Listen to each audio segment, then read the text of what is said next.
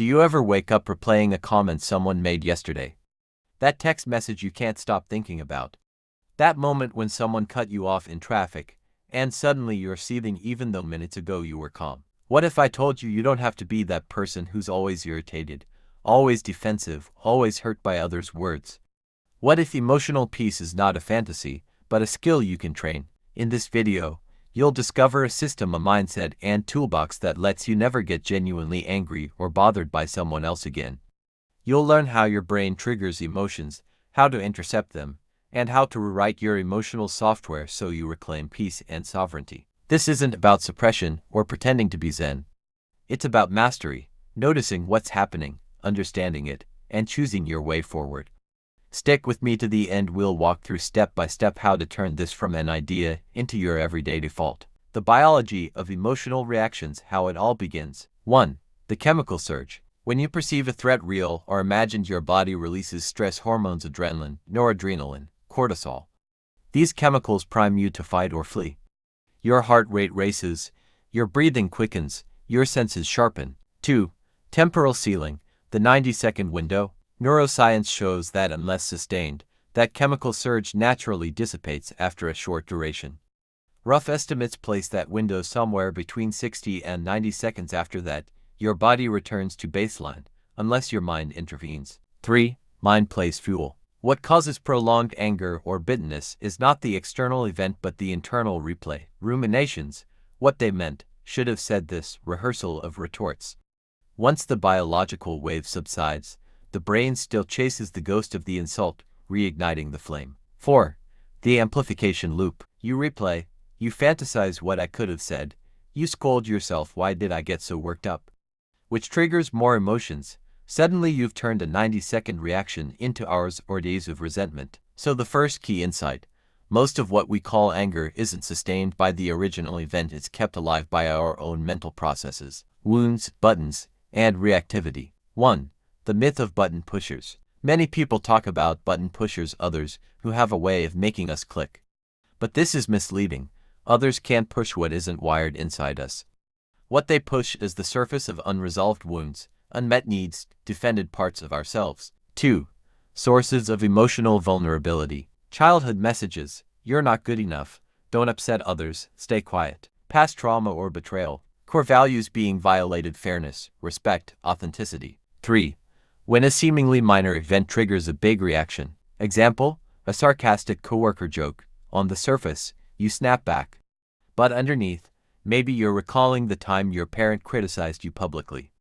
The coworker is not the source of the pain, they just tapped into something vulnerable. 4. Reframing the interaction. Revealer, not attacker. When buttons get pushed, instead of reacting, you can pause and ask, what wound is this revealing? What belief or memory is being stirred? That shifts the energy. The person isn't attacking you, they are exposing a place where healing is available. 5. Empowerment. From remote control to self-operator. When you realize that triggers are internal, you stop seeing yourself as the passive victim. You reclaim the role of architect of your emotional state. Emotions beneath the surface. What anger is hiding. 1. Anger as a guard. Anger is rarely the deepest emotion. It often functions as a boundary keeper. Don't cross me, stop hurting me. But it's a secondary reaction, it rises to protect deeper feelings. 2. Common hidden emotions. Hurt, they dismissed me. Shame, I'm not worthy. Fear, I might be abandoned, I'll be rejected. Rejection or isolation, I'm not valued. 3. Examples to illustrate. Partner forgets your birthday, why don't I matter? Manager critiques your work, what does that imply about my competency? Stranger cuts inline irritation. Underneath, am I invisible? 4. Addressing the vulnerability. If you can name the hurt or fear, you can speak or internalize that directly, often with more clarity and resolution than venting through anger. You might say, I feel hurt that you didn't consider how this would make me feel. That is different and more precise than a broad you never care outburst. 5. Healing begins, not suppression. Recognizing vulnerability is not weakness, it's disciplined strength. It opens the door to connection and repair. It dissolves the distance that anger tends to build. The choice point, your micropower. 1. The gap between trigger and reaction. Every time something challenges you, there is a tiny instant, a fraction of a second before your response. In that space lies your freedom. 2. Viktor Frankl and the idea of choice. Frankl famously observed that even when all external freedom is removed, we retain the ability to choose our attitude. Even when we feel hijacked, that gap remains. 3. Activating the pause. You don't need to meditate for 20 minutes in the moment. Just a mental pause brief asks, what response will I be proud of later? 4. Questions that unlock wisdom. What's the outcome I want here? Will this reaction serve me or harm me? What does the best version of me do now? 5. Practicing the pause in real life. Example, passive-aggressive email arrives. Before writing a reply, wait 30 seconds. In those seconds, allow breath, let your system calm, then craft your response from your future self. 6. From impulse to design. Once you notice that you can choose even a tiny bit, you stop being a passenger in your emotional life. You become the pilot. The observer self. 1. What is the observer? Inside you is a part that isn't the emotion. It's the watcher, the witness. It can say, I see anger arising, rather than I am anger. 2. Why this matters. When you become the observer rather than the reactor, emotions lose their grip. You can feel without being consumed. 3. Practical steps to engage the observer. Name what you're feeling. For example, I notice irritation rising. Describe physical sensations, tightness in chest, heat in face. Label thought patterns, I'm telling myself they don't care. 4. From inside out practice. Use micro check-ins. I see frustration. I hear judgment. Over time, you'll internalize the habits so emotional storms can't sweep you away. 5. Example in conflict. In a heated conversation, instead of launching, you notice rising reactivity. I feel my voice rising, heart pounding. That step alone gives you access to choice. 6. Emotional immunity. Over time, the observer becomes a default vantage point. You can experience intense emotions yet retain stability, clarity, and agency. Reframing adversity and difficult people. 1. Shifting perspective. Rather than seeing challenging people as antagonists, imagine them as emotional trainers, helpers pushing you to level up. 2. What they train. Patience, boundaries, clarity of heart, emotional stamina, discerning responses. 3. How to reframe. When triggered, ask, what is this person helping me practice? Example, a micromanaging boss offers opportunities to practice calm under pressure and self-assertion. 4. Responding with curiosity, not defensiveness. Instead of why are they trying to control me?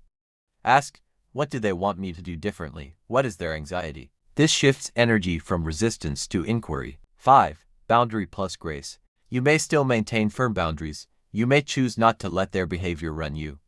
But you no longer carry resentment as though they have external authority over your internal state. 6. Story of transformation. I once had someone in my life who always criticized. At first, I reacted angrily. Over time, I saw that they pushed me to strengthen self-worth, clarity, and emotional balance. The relationship became less fraught. My internal reaction changed. Boundaries and compassionate distance. 1. Boundaries are gates, not walls. Walls block everything. Gates allow in what is healthy. Keep out what's harmful. 2. Steps to form a boundary. Recognize when you're being triggered repeatedly. Decide what you will or won't accept. Communicate clearly and respectfully. Be consistent in enforcing. 3.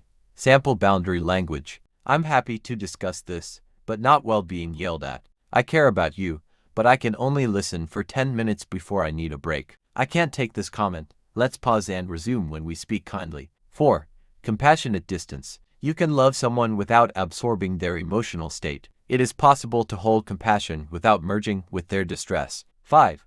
Analogy. Lifeguard, not rescuer. You throw a life preserver. You don't dive in and drown with them. You assist. You don't carry. 6. Practice scenario. A friend calls daily with drama. You say, I want to support you. How about we schedule 2 calls a week? The rest of the days I focus on helping in other ways. You remain kind but preserve your own emotional bandwidth. Timeout protocol. When stepping away is wisdom. 1. Difference. Retreat versus running away. Strategic retreat is intentional and temporary. Running away is avoidance. One preserves power, the other compromises it. 2. Why timeouts work. They let your nervous system cool. They allow your prefrontal cortex higher reasoning to re-engage. You avoid reactive damage. 3. How to use timeouts. State your need. I need to step away 5 minutes to calm down, then we continue. Avoid using it to shut down or punish. Return intentionally, ready for constructive dialogue. 4. 5-minute rule. Often just a few minutes is enough to release tension so you can come back in with clarity. 5. Example. During an argument, you feel overwhelmed. Instead of lashing out or freezing, you say, "This is important to me. I need 3 minutes to collect myself, then I'll return and engage." That short space prevents regret, escalation, and emotional bargaining. 6. Reintegration. After break, you resume with intention. You don't pretend nothing happened. You speak from a grounded, stronger place. Trigger mapping. Mapping emotional landmines. 1. Triggers are patterned, not random. You'll notice recurring themes, certain people, words, tones, contexts. These patterns reflect old wounds or value violations. 2. Keeping a trigger journal. When triggered, note who was involved, what they did, what exactly clicked, what you felt and thought, which memory it reminded you of. Do this for a week or two to reveal your map. 3. Identifying the common axes. Example patterns. Sarcasm always triggers me. Authority figures bring up defensiveness. Tone of dismissal reminds me of childhood neglect. 4. Using the map proactively. If you know a meeting is with someone who triggers you, you can prepare mentally. Set intentions, remind your observer, choose your responses. You can even border the conversation with boundary statements before emotions arise. 5. From surprise to foresight. When a button is pressed, now you recognize the situation not as random assault but as a known territory, with prior history. That awareness gives choice, rewriting your internal story. 1. Every time something happens, your mind constructs a narrative. They did that to me, they meant that, they think I'm bad. These are not facts, they are interpretations. 2. Default narratives are often negative or limiting. Our inner stories bias toward threats, injustice, self-judgment. They amplify conflict. 3. Alternate storytelling. Instead of, "They disrespected me because they don't care," try, "Maybe they were stressed and forgot," or "They saw it as neutral," not realizing its impact. The external event stays the same, but your emotional response shifts. 4. Active editing process. Whenever you catch yourself in a story, pause and ask, what other story could explain this? What's a neutral or generous interpretation? Bring curiosity. I'm not sure what they meant, instead of certainty. 5. Examples. Sharp email. They hate me becomes they're busy and rushed, trying to push urgency. Friend didn't respond to message. They ignore me becomes they're overwhelmed today. 6. Benefit of new narratives. Over time, your default emotional lens shifts. You'll habitually reach for more balanced, compassionate stories.